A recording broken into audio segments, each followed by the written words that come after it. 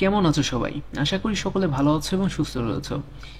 HSC 2025 সালে যে সকল শিক্ষার্থী রয়েছো, তোমরা আজকে বিভিন্ন বোর্ড থেকে বিভিন্ন শিক্ষার্থীরা কিন্তু আন্দোলনে নেমেছো। সো বরিশাল শিক্ষা বোর্ড থেকে কিন্তু অলরেডি জানিয়েছেন যে তারা শিক্ষার্থীদের সঙ্গে রয়েছে এবং তোমাদের যে দাবিগুলো রয়েছে তারা কিন্তু সেই দাবিগুলো শুনেছে। ঠিক আছে? সো বরিশাল শিক্ষা বোর্ড থেকে কিছু গুরুত্বপূর্ণ বিষয় তারা তুলে ধরেছেন। সেই বিষয়গুলো আগে চলো আমরা শুনে আসি, এরপর আমরা বাকি বিষয়গুলো নিয়ে আলোচনা করব। ঠিক আছে? মারিয়াম ডিএম কলেজ উচ্চ মাধ্যমিক পরীক্ষার্থী মোবাইল নম্বর আমাদের মন্ত্রণালয়ে তোমরা আগে যারা এসেছিল আমরা পাঠিয়েছিলাম, তারা আমাদের কাছে ভিন্ন বলেছে, তার নাম দাম নেই, তাদের পাঠিয়েছে। মোবাইল নম্বরটা ডিটেলস আমাদেরকে দিলে আমরা এটা পাঠিয়ে দেবো। কথা পরিষ্কার, স্মারকলিপি দাও। তার আগে আমাদের চেয়ারম্যান স্যারের কথা শুনুন।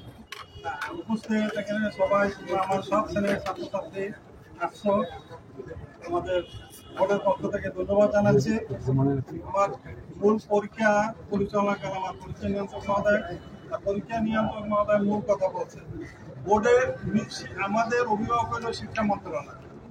শিক্ষা মন্ত্রণালয়ের আগে হইলো আমাদের 11টা শিক্ষা বোর্ডের এখন চেয়ারম্যান আছে। ঢাকা বোর্ডের চেয়ারম্যান থেকে শিক্ষা বোর্ডের বোর্ডের চেয়ারম্যান। প্রথমে আমাদের যারা কিছু থাকে অঞ্চল থেকে দেয়, তারা আমরা আন্তঃবোর্ডে পাঠাই, আন্তঃবোর্ড থেকে মন্ত্রণালয়ে পাঠাই। এরকমই কাজ চলবে হইয়া এখন তোমরা যে দাবিগুলো তুললা, এই দাবিগুলা আমার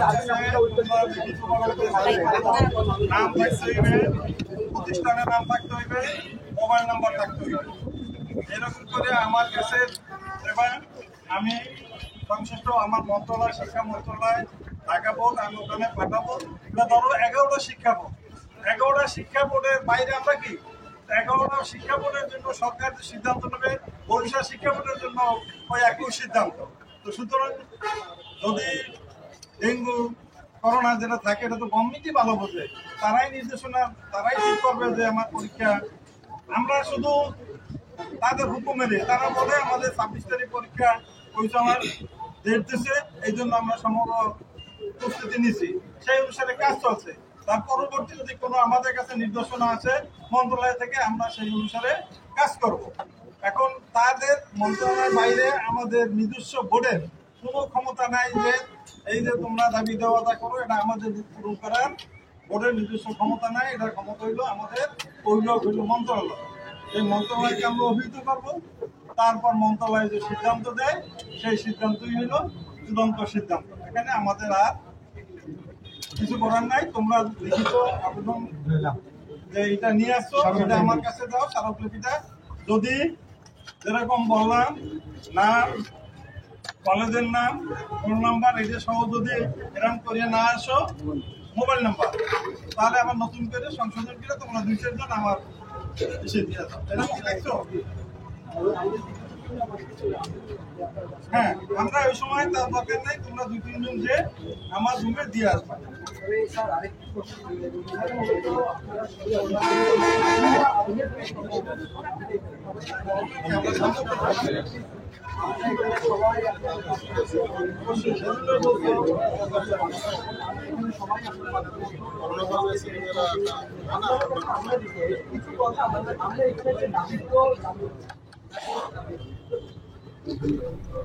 আচ্ছা, বরিশাল শিক্ষা বোর্ড কিন্তু জানিয়েছেন শিক্ষার্থীদের দাবিগুলো পাঠানো হবে ঢাকা শিক্ষা বোর্ডে, তাই না? এখন ঢাকা শিক্ষা বোর্ড যে সিদ্ধান্ত নেবে সেটাই সব বোর্ডের জন্য কার্যকর করা হবে। ঢাকা শিক্ষা বোর্ড সম্ভবত সিদ্ধান্ত আজকে বিকেলের পর বা রাতে জানাবে। বিকেলের মধ্যে যদি তোমরা শিক্ষার্থীরা সব বোর্ড থেকে জাগ্রত হও, বিশেষ করে ঢাকা বোর্ডের শিক্ষার্থীরা, ঠিক আছে, যদি ঢাকা বোর্ডের শিক্ষার্থীরা যদি এখন আন্দোলনে নামো এবং আন্দোলনটা যদি আরো জোরদার করতে পারো, তাহলে দেখা যাচ্ছে যে তোমাদের যে দাবিটা, যে তোমাদের যে চাওয়া পাওয়াটা, সেটা কিন্তু অবশ্যই কার্যকর করা হবে ইনশাল্লাহ। সো এখন তোমাদের কাজ একটাই থাকবে যে সবাই নিজ নিজ বোর্ড থেকে সকলে একত্রিত হয়ে তোমাদের ন্যায্য দাবি আদায়ের লক্ষ্যে সকলে আন্দোলনে নামো। ঠিক আছে? এখন আন্দোলনের সিদ্ধান্ত কি আসবে সেটা এখনো পর্যন্ত শিক্ষা বোর্ড জানায়নি।